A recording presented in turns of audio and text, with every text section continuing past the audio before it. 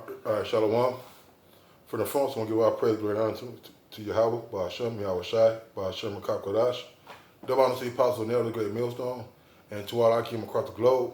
Put you in the word of truth and sincerity, I want to say Shalom. All right, this is a quick lesson. Well, I don't know how quick it is. It's some pretty long precepts, but basically going to the word consideration, or being considerate, okay? And I want to get into the definition of the word considerate real quick.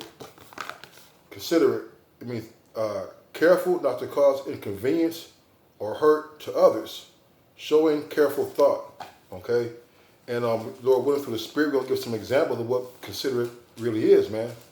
All right, because us being in the truth, we have to be careful how we walk, how we talk, how we act around others, and to be mindful of brothers' weaknesses, okay? Brothers' shortcomings, all right, and think upon ourselves, would we like to be treated or spoken to that way? Now, don't get me wrong, Jake needs to get cussed out. Jake needs to get pointed out some things, but we're going to take this on another note, all right, about examples of men who are considerate, okay? And the first example,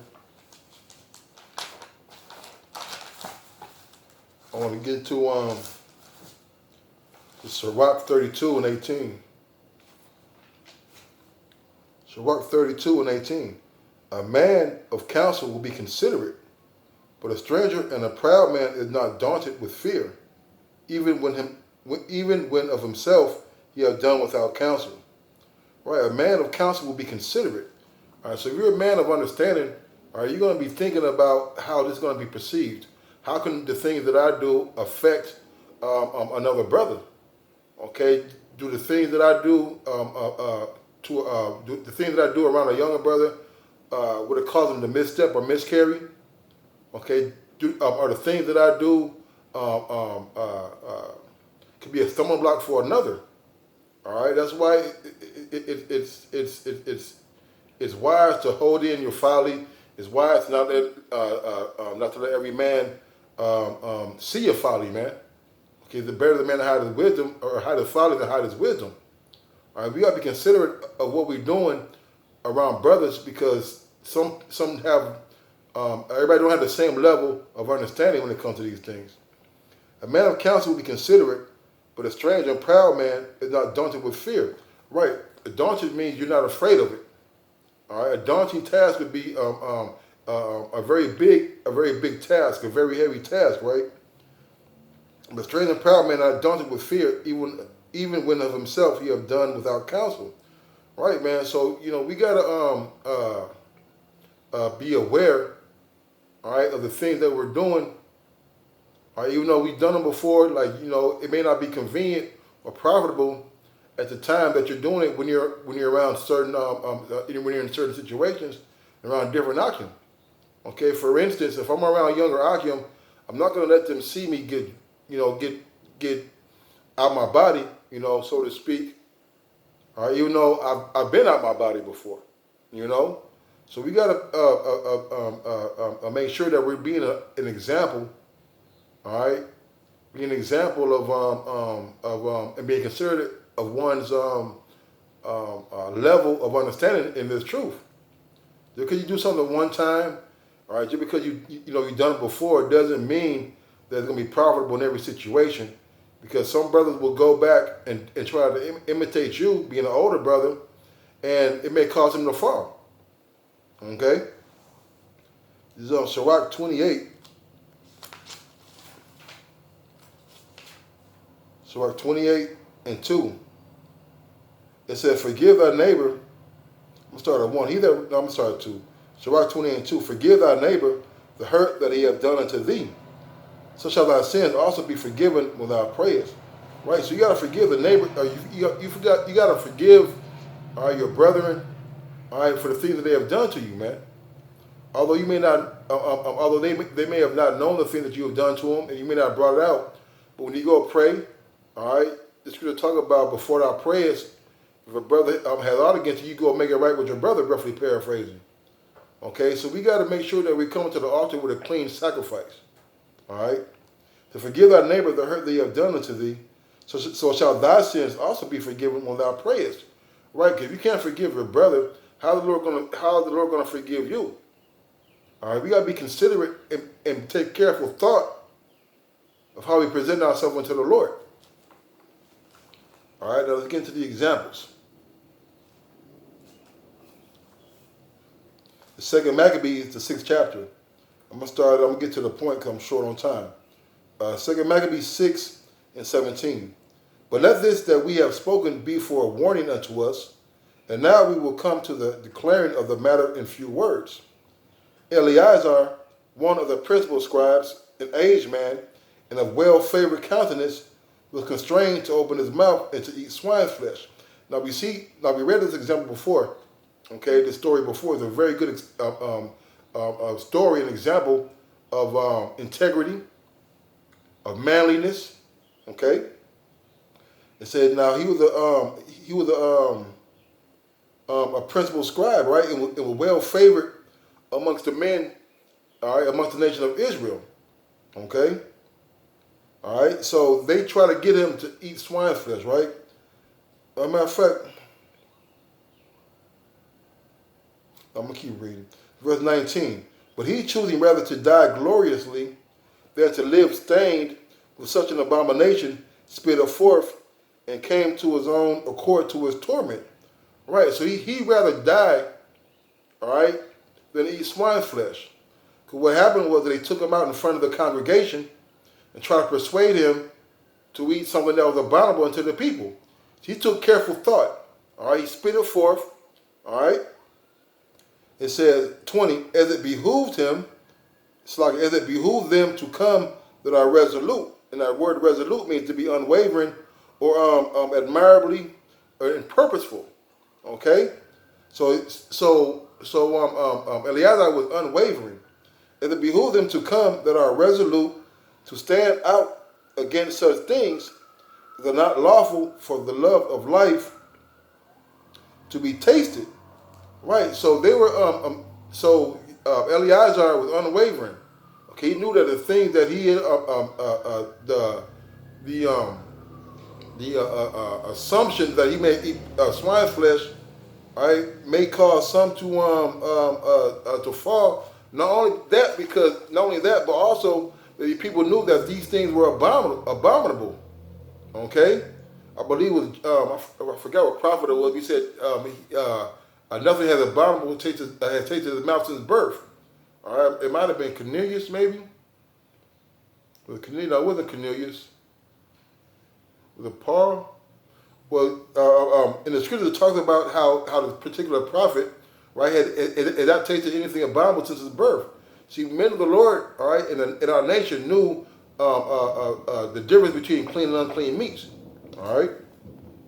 So as it behooves them that are resolute to stand out against such things as are not lawful for the love of life to be tasted, for the love of life. Okay? All right, us being men of the Lord, and we are unwavering when it comes to eating abominable foods, man. Okay? There have been plenty of times where you may have been at a birthday party, so to speak, or a get-together at your family's house, and they try to get you to eat some barbecue ribs or some hot links or something like that. Okay, but we were unwavering. Why? Because we don't love our life like that. All right, we don't want to curtail our belief just so we can fit in. All right.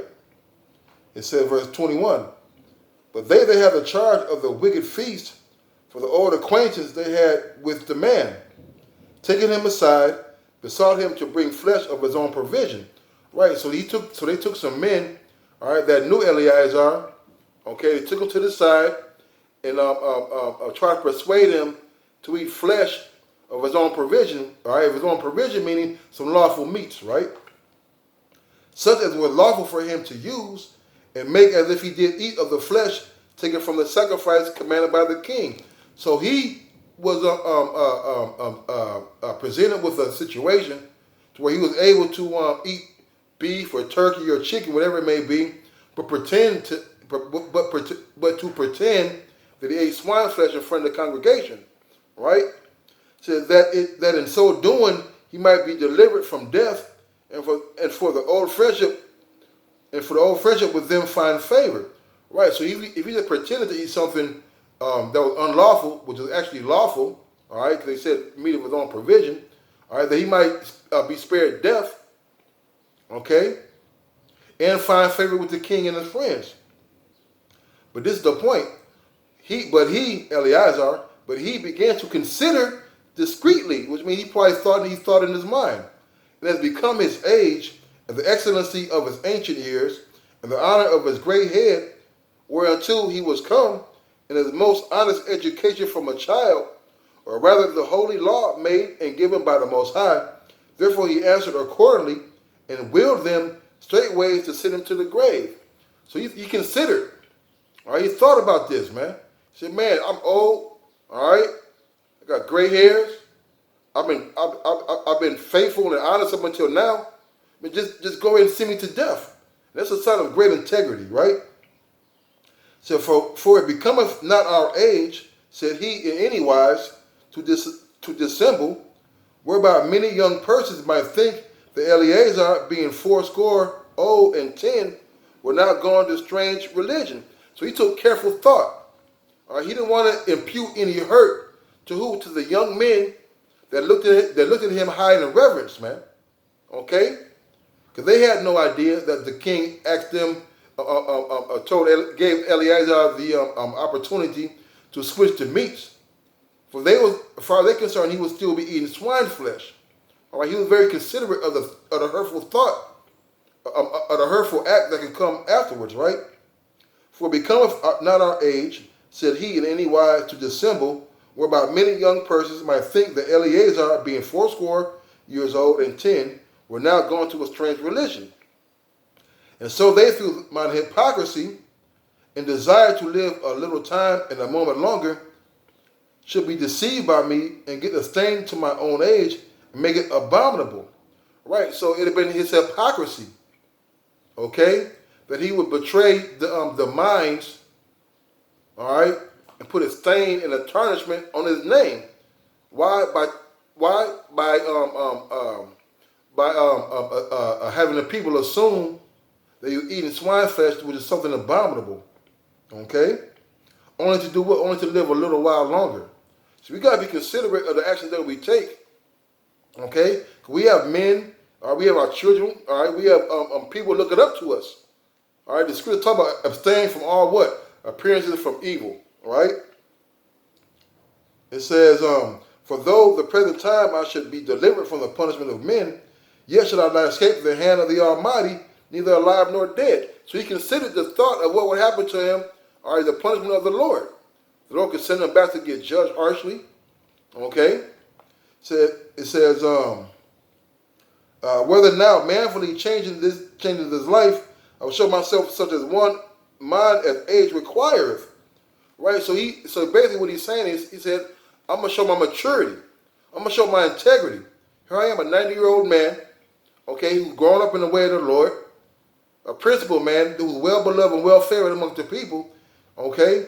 He did not want to tarnish his name, all right? It was a good name, and better than a precious ointment, all right? So the people that were gathered around may have been deceived by his actions by partaking of something that they thought was abominable, even though it was lawful. And leave a notable example to such as be young to die willingly and courageously for the honorable and holy laws. And when they had said these words, immediately he went to the torment. Okay? So after he refused to do all this, all right, he led himself to be delivered up into torments. He carefully thought of the impact that it would have on the younger men and and on the nation as a whole. All right, of a tarnishment. Okay, basically giving an example of if you're going to die, go ahead and concede your laws, statutes, religion, your laws, statutes, and commandments. All right, of the Lord, just so that you can live a little bit longer, man. See, Eleazar took careful consideration. All right, careful thought. All right. This is Joshua.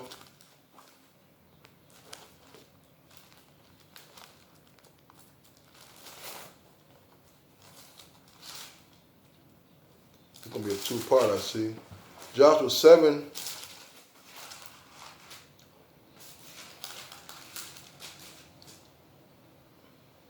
Joshua 7 and 21. I'm going to start at 20. If we read, we know about the battle that Joshua had. When I'm just going to get to it. This is Joshua 7 and 20. And Achan answered Joshua and said, "Indeed, I have sinned against the Lord, the power of Israel, and thus have I done. When I saw among the spoils a goodly Babylonian garment and 200 shekels of silver and a wedge of gold of 50 shekels weight, then I coveted them and took them, and behold, they are hid in the earth in the midst of my tent, and the silver under it." Okay, and I'm gonna skip down, and it says, in verse 24, and Joshua and all Israel with him took Achan the son of Zerah and the silver and the garment and the wedge of gold and his sons and his daughters and his oxen and his asses and his sheep and his tent and all that he had, and they brought them unto the valley of Achor. And Joshua said, "Why hast thou troubled us?" And the reason why he said that is because during that battle, okay, that there was slain. Let me see if I can get it real quick.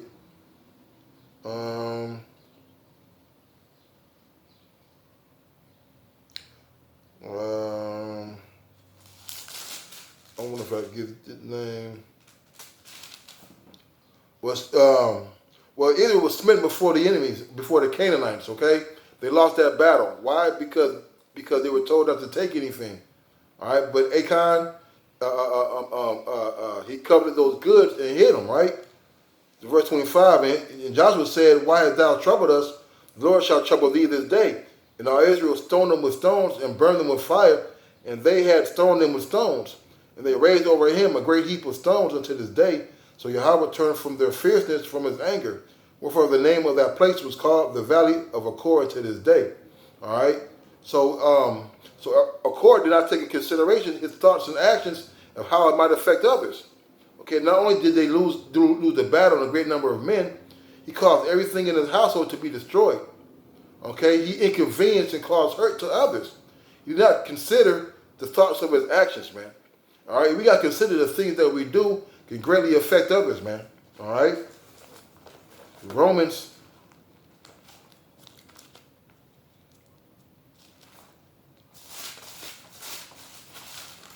15 and 1 says, "Well, thou art strong, ought to bear the infirmities of the weak, and not to please ourselves."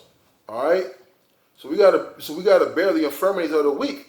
All right, not to please ourselves. We gotta take into consideration, all right, about what our brothers need, all right, over more than what we need. What's more profitable for the body? For me to bear the brother's burden, or for me to go ahead and do my own thing, so to speak, man. All right?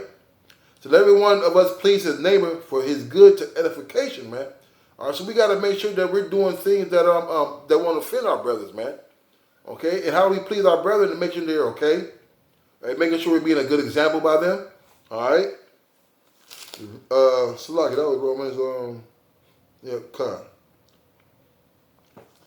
Romans 14 and 13 says, let us not therefore judge one another anymore, but judge this rather, that no man put a stumbling block or an occasion to fall in his brother's way. All right, so we got to make sure that the thing that we're doing is not causing a brother to fall. All right, if a brother has a drinking problem, all right, you may not want to drink around that brother. If a brother has a gambling problem, you may not want to mention about going to the boat. Okay, there's certain things that we should be knowing about our brothers that that shouldn't cause them to go up, so to speak. And also doing things in front of younger brothers, man. All right, all the younger brothers don't need to see our folly. They don't need to see how much beer, how much drink we can drink. All right, and we gotta be in order, man. All right, and make sure that the things that we're doing are not causing other brothers to the example to where they have no control or understanding about how to go about those things, may cause them to fall off, man. Okay, yeah, we could drink. All right, but that don't mean to go out there and be a sloppy drunk every day. Okay? This is 1 John 3 and 17. It says,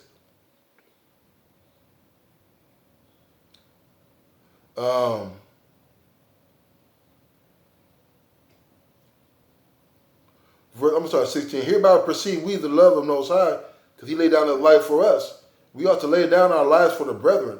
But whoso has this world's good, and to see if his brother have need, and shut up his bowels of compassion from him, how dwelleth the love of the Most High in him. Right, man. So, being considered, having thought, having a careful thought. Right, not wanting to cause inconvenience or hurt to somebody. If you know your brother has a need of something, all right, and it's hurting them not to have it, and it's in the power of your hand, hey, deal with that, man. Help that brother out. Okay, we got to take careful thought and consideration of our actions. Okay, and this is a two-way street. It goes for you, and it goes for the brother also, man.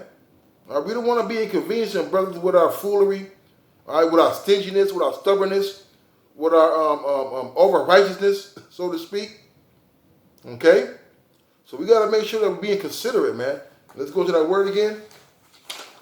Considerate, careful not to cause inconvenience or hurt to others, showing careful thought. All right, and we gotta show careful thought in dealing with the brethren, man. All right, not to inconvenience them. All right, just because a brother can do something for you, all right, doesn't mean he always has the time to. And we gotta be considerate of what we asking brothers to do. Will we do those same things for them if they asked us? All right, and let them, and let that ponder on your head. And with that, I'm gonna say, Call Allah, Yahweh Shemi Shai, double honor to the apostles and the elders of Great Millstone. Till next time, Shalom.